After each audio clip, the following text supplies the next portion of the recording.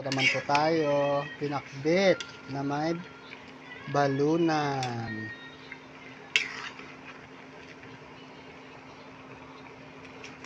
Hope ma-enjoy po kayo. Masarap na naman po ito, ang aming lunch.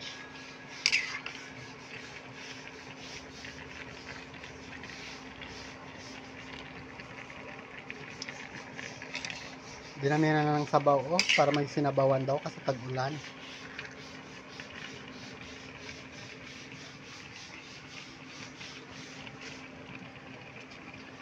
Titikman mo na ba? Masarap yan basta ako magluto.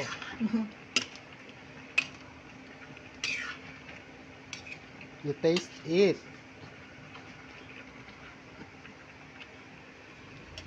Ayan. Tama na yan para kailangan half cook ng pagluto para masarap. Diba guys?